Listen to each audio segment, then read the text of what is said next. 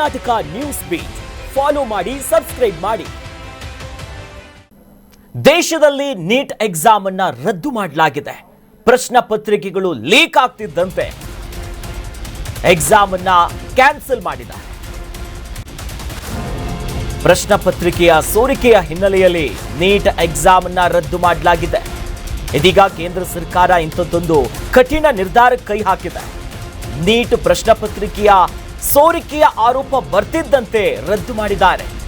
ಮೇ 3ನೇ ತಾರೀಕು 2026ರಂದು ಈ ಪರೀಕ್ಷೆ ನಡೆದಿತ್ತು. ಇತ್ತೀಚೆಗಷ್ಟೇ ನೀಟ್ ಪರೀಕ್ಷೆಯನ್ನ ರದ್ದುಗೊಳಿಸಿ ಸಿಬಿಐ ತನಿಖೆಗೆ ಆದೇಶವನ್ನ ಕೊಡಲಾಗಿದೆ.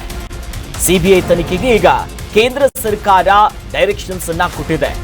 ಮತ್ತೆ ನೀಟ್ ಪರೀಕ್ಷೆಯನ್ನು ನಡೆಸುವುದಕ್ಕೆ ಕೇಂದ್ರ ಸರ್ಕಾರ ಚಿಂತನೆ ನಡೆಸುತ್ತಿದೆ. ಶೀಘ್ರದಲ್ಲೇ ಪರೀಕ್ಷೆಯ ಹೊಸ ದಿನಾಂಕಗಳನ್ನ ಪ್ರಕಟ ಮಾಡುವಂತ ಲೆಕ್ಕಾಚಾರದಲ್ಲಿದ್ದಾರೆ. ದೇಶದಾದ್ಯಂತ ವೈದ್ಯಕೀಯ ಶಿಕ್ಷಣ ಪ್ರವೇಶಕ್ಕಾಗಿ ಮೇ 3ನೇ ತಾರೀಕಿನಂದು ಈ ಪರೀಕ್ಷೆಯಾಗಿತ್ತು. ನೀಟು ಲಕ್ಷಾಂತರ ಸಂಖ್ಯೆಯಲ್ಲಿ ಪರೀಕ್ಷೆ ಬರೆದಿದ್ರು. ಹಗಲು ರಾತ್ರಿ ಕಷ್ಟಪಟ್ಟು ಓದಿ ವೈದ್ಯಕೀಯ ಶಿಕ್ಷಣದ ಕನಸನ್ನ ಯಾರ್ಯಾರು ಕಾಣ್ತಾ ಇದ್ರು ಆ ಎಲ್ಲ ವಿದ್ಯಾರ್ಥಿಗಳು ಬಂದಿದ್ರು. ಆದರೆ ನೆಟ್ಟಗೆ ಪರೀಕ್ಷೆ ಮಾಡದೆ ಈಗ ನೀಟ್ ಪರೀಕ್ಷೆಯನ್ನ ರದ್ದು ಮಾಡಿಕೊಳ್ಳುವಂತ ಪರಿಸ್ಥಿತಿಗೆ ಬಂದಿದೆ. ಪ್ರಮುಖವಾಗಿ ರಾಜಸ್ಥಾನದಲ್ಲಿ ಇಂಥದ್ದೊಂದು ವಿಚಾರಗಳು ಪ್ರಸ್ತಾಪ ಆಗೋಕೆ ಶುರುವಾಯಿತು. ಪ್ರಶ್ನೆ ಪತ್ರಿಕೆಯ ಸೋರಿಕೆಯಾಗಿತ್ತು ಅಂದ್ರೆ ಒಂದು ಗೆಸ್ ಪೇಪರ್ ಅನ್ನೋದಾಗಿ ಸದ್ದು ಮಾಡುತ್ತೆ. ಅಂದ್ರೆ ಊಹಾತ್ಮಕವಾದಂತ ಪ್ರಶ್ನೆಗಳಿತ್ತು ಅಂತ. ನಂತರ ಈ ಟೆಲಿಗ್ರಾಮು, ಬೇರೆ ಬೇರೆ ಸೋಷಿಯಲ್ ಮೀಡಿಯಾ ಗ್ರೂಪ್ಸ್ಗಳು ಇಲ್ಲೆಲ್ಲ ಹರಿದಾಡ್ತಾ ಇತ್ತು. ನಂತರ ಅಸಲಿ ಪ್ರಶ್ನೆ ಪತ್ರಿಕೆಗೂ ಊಹಾತ್ಮಕ ಪತ್ರಿಕೆಗಳು ಏನು ವೈರಲ್ ಆಗಿತ್ತು, ಗೆಸ್ ಪೇಪರ್ ಅಂತ ಏನು ಕರೆಸ್ಕೊಳ್ತಾ ಇತ್ತು, ಸುಮಾರು 100ಕ್ಕೂ ಹೆಚ್ಚು ಕ್ವಶನ್ಸ್ಗಳು ಸಿಮಿಲಾರಿಟಿಯನ್ನ ಹೊಂದಿದೆ. ಸೇಮ್ ಟು ಸೇಮ್ ಅದೇ ಕ್ವಶನ್ ಊಹಾತ್ಮಕ ಪ್ರಶ್ನೆ ಪತ್ರಿಕೆಯಲ್ಲೂ ಅದೇ, ಯಾವ್ಯಾವುದು ಸಿಕ್ಕಾಪಟ್ಟೆ ಲೀಕ್ಡ್ ಪೇಪರ್ ಅಂತ ಏನು ಕರಿತೀವಲ್ಲ ಅದರಲ್ಲೂ ಅದೇ, ಅಸಲಿ ಪತ್ರಿಕೆಯಲ್ಲೂ ಕೂಡ ಅದೇ ಇತ್ತು. ಅದಾದ ನಂತರದಲ್ಲಿ ತನಿಖೆ ಶುರುವಾಗಿ ಈಗ ಪರೀಕ್ಷೆಯನ್ನೇ ರದ್ದುಗೊಳಿಸಿದ್ದಾರೆ. ರಾಜಸ್ಥಾನದ ಸೀಕರ್ನಲ್ಲಿ ಪ್ರಶ್ನೆ ಪತ್ರಿಕೆಯ ಸೋರಿಕೆಯಾಯಿತು. ಆರಂಭದಲ್ಲೇ ಕೈ ಬರಹದಲ್ಲಿದ್ದ 120 ಪ್ರಶ್ನೆಗಳ ಪ್ರಶ್ನೆ ಪತ್ರಿಕೆಗಳು ವೈರಲ್ ಆಯಿತು. ಜೀವಶಾಸ್ತ್ರದ 90, ರಸಾಯನಶಾಸ್ತ್ರದ 30 ಪ್ರಶ್ನೆಗಳು ಲೀಕ್ ಆಯಿತು. 22.79 ಲಕ್ಷಕ್ಕೂ ಹೆಚ್ಚು ವಿದ್ಯಾರ್ಥಿಗಳು ಪರೀಕ್ಷೆ ಬರೆದಿತ್ತು. ಇದು 2026-27ನೇ ಸಾಲಿನ ವೈದ್ಯಕೀಯ ಶಿಕ್ಷಣದ ಪ್ರವೇಶವಾದಂಥ ಒಂದು ಎಕ್ಸಾಮ್ ಆಗಿದ್ದು ಈಗ ವಿದ್ಯಾರ್ಥಿಗಳ ಬದುಕು ಅತಂತ್ರವಾಗ್ತಿದೆ. ಆರಂಭಿಕವಾಗಿ ರಾಜಸ್ಥಾನದಲ್ಲೇ ಕೈ ಬರಹದಲ್ಲಿದ್ದಂಥ 120 ಪ್ರಶ್ನಾ ಪತ್ರಿಕೆಗಳು ಅವೆಲ್ಲವೂ ಕೂಡ ಲೀಕ್ ಆಗುತ್ತೆ, ಸಿಕ್ಕಾಪಟ್ಟೆ ಸಂಚಲನಕ್ಕೆ ಕಾರಣ ಆಗುತ್ತೆ. ಇದು 2026-27 ಸುಮಾರೊಂದು ರೌಂಡ್ ಫಿಗರ್ ಆಗಿ ನೋಡಿದ್ರೆ 23 ಲಕ್ಷ ಜನ ಪರೀಕ್ಷಾರ್ಥಿಗಳು, ವಿದ್ಯಾರ್ಥಿಗಳು ಪರೀಕ್ಷೆ ಬರೆದಿದ್ರು. ನಮ್ಮ ರಾಜ್ಯದಲ್ಲಿ ನೋಡಿದ್ವಿ ಪರೀಕ್ಷೆ ಬರೆಯೋದಕ್ಕೆ ಎಷ್ಟೆಲ್ಲ ರೂಲ್ಸ್ ಮಾಡಿದ್ರು, ಜನಿವಾರವನ್ನ ತೆಗೆಸಿದ್ರು, ಮತ್ತೊಂದು ಮಗದೊಂದು ಬೇಕಾಗಿರೋದನ್ನ ಬಿಟ್ಟು ಬೇಡದೇ ಇರೋದೆಲ್ಲವನ್ನ ಕೂಡ ನೀಟ್ ಪರೀಕ್ಷೆಯಾಗಿತ್ತು. ಆದ್ರೆ ಈಗ ಪ್ರಶ್ನಾ ಪತ್ರಿಕೆಗಳು ಸೋರಿಕೆಯಾಗ್ತಿದ್ದಂತೆ ಪರೀಕ್ಷೆಯನ್ನ ರದ್ದು ಮಾಡಿ ಮತ್ತೆ ಪರೀಕ್ಷೆ ಮಾಡೋದಕ್ಕೆ ರೆಡಿ ಆಗಿದ್ದಾರೆ. ನೀಟ್ ಪ್ರಶ್ನೆ ಪತ್ರಿಕೆ ಲೀಕ್ ಹಿಂದಿದೆಯಾ ಮಾಫಿಯಾ? 180 ಪ್ರಶ್ನೆಗಳ ಪೈಕಿ 150 ಪ್ರಶ್ನೆಗಳು ಸೋರಿಕೆಯಾಗಿರುವಂತಹ ಆರೋಪ. ಪ್ರಶ್ನೆ ಪತ್ರಿಕೆ ಕನಿಷ್ಠ 2 ಲಕ್ಷದಿಂದ 5 ಲಕ್ಷದವರೆಗೆ ಸೇಲ್ ಆಗಿದೆ. ಇದು ರಾಜಸ್ಥಾನದಿಂದ ಕೇರಳದವರೆಗೂ ಕೂಡ ಲಿಂಕ್ ಇರುವ ಬಗ್ಗೆ ತನಿಖೆಯಾಗ್ತಿದೆ. ಪ್ರಶ್ನೆ ಪತ್ರಿಕೆ ಸೋರಿಕೆ ಸಂಬಂಧ ಈಗಾಗಲೇ 45 ಜನರನ್ನ ಬಂಧಿಸಿದ್ದಾರೆ. ಹಲವು ತರಬೇತಿ ಕೇಂದ್ರಗಳ ವಿರುದ್ಧ ತನಿಖೆಯನ್ನ ಚುರುಕುಗೊಳಿಸಿದ್ದಾರೆ. ಪ್ರಶ್ನೆ ಪತ್ರಿಕೆ ತನಿಖೆಯನ್ನ ಚುರುಕುಗೊಳಿಸಿದೆ ಈಗ ಸಿಬಿಐ ತಂಡ. ಸಿಬಿಐ ಎಂಟ್ರಿ ಕೊಟ್ಟಿದೆ. ಕೇಂದ್ರ ಸರ್ಕಾರ ಈ ಹಿಂದೆ ಮೇ 3ನೇ ತಾರೀಕಿನಂದು ದೇಶದಾದ್ಯಂತ ಏನು ಎಕ್ಸಾಮ್ ಆಯಿತು ಅದನ್ನ ರದ್ದು ಮಾಡಿ ಹೊಸ ದಿನಾಂಕವನ್ನ ನಾವು ಪ್ರಕಟಣೆಯನ್ನ ಮಾಡ್ತೀವಿ ಅನ್ನೋದಾಗಿ ಅಧಿಕೃತ ಮಾಹಿತಿಯನ್ನ ಕೊಟ್ಟಿದ್ದಾರೆ. ನಂತರದಲ್ಲಿ ಸಿಬಿಐ ತನಿಖೆ ನೀಡುವುದಕ್ಕೆ ನಿರ್ಧಾರ ಮಾಡಿದ್ದಾರೆ. ರಾಜಸ್ಥಾನದ ಸೀಕರ್ನಲ್ಲಿ ಕೈ ಬರಹದಲ್ಲಿ ಕ್ವಶನ್ಸ್ಗಳು ಆರಂಭಿಕವಾಗಿ ಸಿಕ್ಕಾಪಟ್ಟೆ ವೈರಲ್ ಆಯಿತು. ನಂತರ ಈಗ ಸಿಬಿಐಗೆ ಈ ಪ್ರಕರಣವನ್ನ ವಹಿಸಲಾಗಿದೆ. ಅಂದ್ರೆ ಈ ಗೆಸ್ ಪೇಪರ್ ಹೇಗೆ ಹರಿದಾಡೋದಕ್ಕೆ ಶುರುವಾಯಿತು, ಯಾರಿದರ ಜವಾಬ್ದಾರಿಯನ್ನ ಹೊತ್ಕೊಂಡ್ರು, ಇದರ ಹಿಂದೆ ಏನಾದರೂ ಮಾಫಿಯಾಗಳು ನಡೀತಾ ಇದೆಯಾ, ಅಷ್ಟು ಈಸಿಯಾಗಿ ಹೆಂಗ್ ಸೇಲ್ ಆಗ್ಬಿಡುತ್ತೆ ಈ ಪೇಪರ್ಸ್ಗಳು, ಕ್ವಶನ್ಸ್ಗಳು ಸೇಮ್ ಟು ಸೇಮ್, ಅಲ್ಪ ಸ್ವಲ್ಪನೂ ಬದಲಾವಣೆಗಳಿಲ್ಲ. 5 ಲಕ್ಷ, ಸುಮಾರು 2 ಲಕ್ಷದಿಂದ 5 ಲಕ್ಷದವರೆಗೂ ಡೀಲ್ ಮಾಡ್ಕೊಂತಾರಂತೆ. ಈಗಾಗಲೇ 45 ಜನ ಆರೋಪಿಗಳನ್ನ ಬಂಧಿಸಲಾಗಿದೆ. ಹಲವು ನೀಟು, ಈ ಜೆಇ ಎಕ್ಸಾಮ್ ಎಲ್ಲ ತರಬೇತಿ ಕೊಡ್ತಾರಲ್ಲ ಕೋಚಿಂಗ್ ಸೆಂಟರ್, ಇದ್ರ ಮೇಲೂ ಕೂಡ ಕಣ್ಣಿಟ್ಟಿದ್ದಾರೆ. ಎಲ್ಲೆಡೆ ತನಿಖೆಯನ್ನ ಮಾಡ್ತಿದ್ದಾರೆ. ರಾಜಸ್ಥಾನದಿಂದ ಹಿಡಿದು ಮರುಭೂಮಿಯಿಂದ ಕನ್ಯಾಕುಮಾರಿವರೆಗೂ ಕೂಡ ಲಿಂಕ್ಗಳಿದೆ. ಮತ್ತಷ್ಟು ಅಪ್ಡೇಟ್ಸ್ ಇದೆ. ಕೇರಳದಲ್ಲಿ ಮೊದಲು ಪ್ರಶ್ನೆ ಪತ್ರಿಕೆಯ ಸೋರಿಕೆಯ ಶಂಕೆಗಳು ವ್ಯಕ್ತವಾಗಿತ್ತು. ಕೇರಳದ ನಂತರ ಉತ್ತರ ಭಾರತಕ್ಕೂ ಕೂಡ ಅದರ ನಂಟು ಹರಡಿದೆ.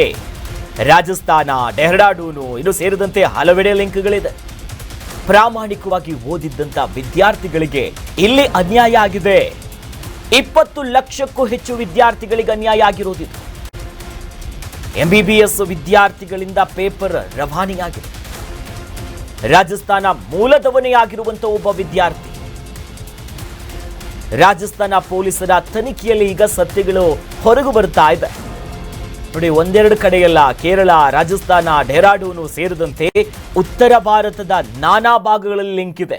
ಸೋಷಿಯಲ್ ಮೀಡಿಯಾ, ಅದರಲ್ಲೂ ಕೂಡ ಈ ಟೆಲಿಗ್ರಾಮ್ ಅನ್ನೋ ಅಪ್ಲಿಕೇಶನ್ ಏನಿದೆಯಲ್ಲ, ಇದರಲ್ಲಿ ಸಾಮಾನ್ಯವಾಗಿ ಕ್ವಶನ್ ಪೇಪರ್ಗಳು ಲೀಕ್ ಆಗೋದು ಸರ್ವೇ ಸಾಮಾನ್ಯ.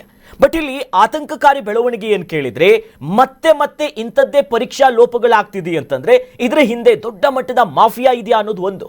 ಮತ್ತೊಂದು ಕಡೆಯಲ್ಲಿ ಯಾವುದೋ ಒಬ್ಬ ವಿದ್ಯಾರ್ಥಿಗೆ ಇನ್ಯಾರೋ ಕೈಗೆ ಬಹಳ ಸಲೀಸಾಗಿ ಕ್ವಶನ್ ಪೇಪರ್ಸ್ಗಳು ಸಿಗುತ್ತೆ ಅಂತಂದ್ರೆ ಇದರ ಅಕೌಂಟೆಬಿಲಿಟಿಯನ್ನು ಯಾರು ಹೊರುತ್ತಾರೆ? ಅಷ್ಟರ ಮಟ್ಟಿಗೆ ಈ ಪಾರದರ್ಶಕವಾಗಿ ಮಾಡಿಬಿಡ್ತಾರ ಇವರು. ಕಟ್ಟುನಿಟ್ಟಿನ ಕ್ರಮಗಳು ಬೇಕು. ಅನೇಕರನ್ನ, ಅದರಲ್ಲೂ ಕೂಡ ಪ್ರಾಮಾಣಿಕವಾಗಿ ಹಗಲು ರಾತ್ರಿ ಓದಿ ಎಕ್ಸಾಮ್ ಕ್ಲಿಯರ್ ಮಾಡಬೇಕು ಅಂತ ಕನಸು ಹೊತ್ತಂತ ಸುಮಾರು ಒಂದು 20ಕ್ಕೂ ಹೆಚ್ಚು ಲಕ್ಷ ವಿದ್ಯಾರ್ಥಿಗಳು ಈಗ ಬಾಯ್ ಬಡ್ಕುಂತಿದ್ದಾರೆ. ಮತ್ತೆ ಎಕ್ಸಾಮಿಗೆ ಬರೀಬೇಕು, ಪರೀಕ್ಷೆ ಮಾಡೋದು ಮತ್ತೆ ಹ್ಯೂಮನ್ ರಿಸೋರ್ಸಸ್ಗಳ ಬಳಕೆ ಆಗುತ್ತೆ. ಅನೇಕ ಕಾಲೇಜ್ಗಳು ಶಿಕ್ಷಕರ ಮೇಲೆ ಹೊರೆ ಬೀಳ್ತಾ ಹೋಗುತ್ತೆ. ಅಷ್ಟೇ ಅಲ್ಲ, ಆರ್ಥಿಕವಾದಂಥ ಹೊರೆ ಹೋದು ಎಲ್ಲದಕ್ಕಿಂತ ಹೆಚ್ಚಾಗಿ ಪರೀಕ್ಷಾರ್ಥಿಗಳ ಮಾನಸಿಕದ ಮೇಲೆ ಹೊಡೆತ ಬೀಳುತ್ತೆ. ಮಾನಸಿಕ ಆರೋಗ್ಯದ ಮೇಲೆ ಪೆಟ್ಟಿದು. ನೀಟ್ ಪರೀಕ್ಷೆಯನ್ನ ರದ್ದಾಗ್ತಿರುವಂತ ಹಿನ್ನೆಲೆಯಲ್ಲಿ ಆಕ್ರೋಶಗಳು ಹೆಚ್ಚಾಗ್ತಿದೆ. ಕೇಂದ್ರ ಸರ್ಕಾರದ ವಿರುದ್ಧ ವಿದ್ಯಾರ್ಥಿಗಳು ಕಿಡಿಕಾರ್ತಿದ್ದಾರೆ. ದೆಹಲಿಯಲ್ಲಿ NSUI ಸಂಘಟನೆ ಪ್ರತಿಭಟನೆಯನ್ನು ಮಾಡ್ತಿದೆ. ದೇಶದ 551 ನಗರಗಳಲ್ಲಿ ನಡೆಸಲಾಗಿದ್ದಂಥ ನೀಟ್ ಎಕ್ಸಾಮ್, ಫಾರಿನ್ನ 14 ನಗರಗಳಲ್ಲಿ ನೀಟ್ ಎಕ್ಸಾಮ್ ಅನ್ನು ಕೂಡ ಮಾಡಿತು. 22,79,000 ವಿದ್ಯಾರ್ಥಿಗಳು ಪರೀಕ್ಷೆಗೆ ನೋಂದಣಿಯಾಗಿದ್ರು. ಆ ಪೈಕಿ 22 ವಿದ್ಯಾರ್ಥಿಗಳು ನೀಟ್ ಪರೀಕ್ಷೆಗೆ ಹಾಜರಾಗಿದ್ರು. 22 ಲಕ್ಷ ವಿದ್ಯಾರ್ಥಿಗಳ ಬದುಕು ಈಗ ಅತಂತ್ರ ಆಗಿದೆ. ಈಗಾಗಲೇ ಪ್ರತಿಭಟನೆಯ ಕಾವು ಹೆಚ್ಚಾಗ್ತಿದೆ. ದೆಹಲಿ ಸೇರಿದಂತೆ ನಾನಾ ಭಾಗದಲ್ಲಿ ಪರೀಕ್ಷಾರ್ಥಿಗಳು, ಕೆಲ ಸಂಘಟನೆಗಳು ಎಲ್ಲರೂ ಕೂಡ ಬೀದಿಗಿಳಿದು ಹೋರಾಟ ಮಾಡ್ತಿದ್ದಾರೆ. ಯಾರ ಮೇಲೆ? ಕೇಂದ್ರ ಸರ್ಕಾರದ ಮೇಲೆ. ಯಾಕಂತಂದ್ರೆ ನೀಟ್ ಪರೀಕ್ಷೆಯನ್ನ ನಿಭಾಯಿಸುವಂತ ಹೊಣೆಗಾರಿಕೆ NTA ಮೇಲೂ ಬರುತ್ತೆ. ನ್ಯಾಷನಲ್ ಟೆಸ್ಟಿಂಗ್ ಏಜೆನ್ಸಿಗಳೇನಿದೆ ಕೇಂದ್ರ ಸರ್ಕಾರದ ಅಧೀನದಲ್ಲಿ ಬರುತ್ತೆ. ಇವರು ಈ ಪರೀಕ್ಷೆಯನ್ನ ಕಂಡಕ್ಟ್ ಮಾಡೋದು. ಆದರೆ ಇದೇನಾ ನಿಮ್ಮ ಅವಸ್ಥೆ? ಮತ್ತೆ ಸರ್ಕಾರಿ ಕೆಲಸಗಳಿರ್ಬೋದು, ವೈದ್ಯಕೀಯ ಪ್ರವೇಶ ಪರೀಕ್ಷೆಗಳಿರ್ಬೋದು, ಬ್ಯಾಕ್ ಟು ಬ್ಯಾಕ್ ಇಂಥದ್ದೇ ಆಗ್ತಿದೆ. ಆ ನಿಟ್ಟಿನಲ್ಲಿ ವಿದ್ಯಾರ್ಥಿಗಳೆಲ್ಲ, ಅದರಲ್ಲೂ ಕೂಡ NSUI ಸಂಘಟನೆ ಪ್ರತಿಭಟನೆ ಮಾಡ್ತಿದೆ. ನೋಡಿ, ನಮ್ಮ ದೇಶದಲ್ಲಷ್ಟೇ ಅಲ್ಲ ಈ ಪರೀಕ್ಷೆ ಆಗಿದ್ದು. ಸುಮಾರು 14 ಫಾರಿನ್ ನಗರಗಳಲ್ಲೂ ಕೂಡ ಎಕ್ಸಾಮ್ ಆಗಿತ್ತು. 551 ನಗರಗಳಲ್ಲಿ ದೇಶದಲ್ಲೇ ಎಕ್ಸಾಮ್ಸ್ ಆಗಿತ್ತು. ಕಟ್ಟುನಿಟ್ಟಿನ ರೂಲ್ಸು, ರೆಗ್ಯುಲೇಷನ್ಸು. ಫುಲ್ ಶರ್ಟ್ ಹಾಕಂಗಿಲ್ಲ, ನಾವು ಅದನ್ನ ಕಟ್ ಮಾಡ್ತೀವಿ. ಜನಿವಾರ ಹಾಕಂಗಿಲ್ಲ, ಅದನ್ನ ಕಟ್ ಮಾಡ್ತೀವಿ. ಲಿಂಗಧಾರಣೆ ಮಾಡಿದ್ರೆ ಅದನ್ನ ತೆಗೆಸ್ತೀವಿ. ಕಾಲುಂಗುರ ಹಾಕಂಗಿಲ್ಲ, ಕರಿಮಣಿ ಸರ ಧರಿಸೋಂಗಿಲ್ಲ. ಇವೆಲ್ಲ ರೂಲ್ಸ್ ಇವರದ್ದು. ಯಾರದ್ದು? ಈ ಪರೀಕ್ಷೆ ನಡೆಸೋರ್ದು. ಆದ್ರೆ ಪ್ರಶ್ನೆ ಪತ್ರಿಕೆಗಳು ಬೀದಿಯಲ್ಲಿ ಹಂಚಿ ಹೋಗ್ತಿದೆ. ಯಾರು ಮೊಬೈಲಲ್ಲಿ ನೋಡಿದ್ರು ಕೂಡ ಶೇರ್ ಆಗ್ತಿದೆ. ಸದ್ಯ ಇಡೀ ದೇಶದಾದ್ಯಂತ ಈ ಪ್ರಶ್ನೆ ಪತ್ರಿಕೆಯ ಸೋರಿಕೆ ಮತ್ತು ಕೇಂದ್ರ ಸರ್ಕಾರ ಪರೀಕ್ಷೆಯನ್ನ ರದ್ದು ಮಾಡಿರೋ ವಿಚಾರವಾಗಿ ದೊಡ್ಡ ಮಟ್ಟದ ಆಕ್ರೋಶ, ಪ್ರತಿಭಟನೆಗಳು ಭುಗಿಲೆದ್ದಿದೆ.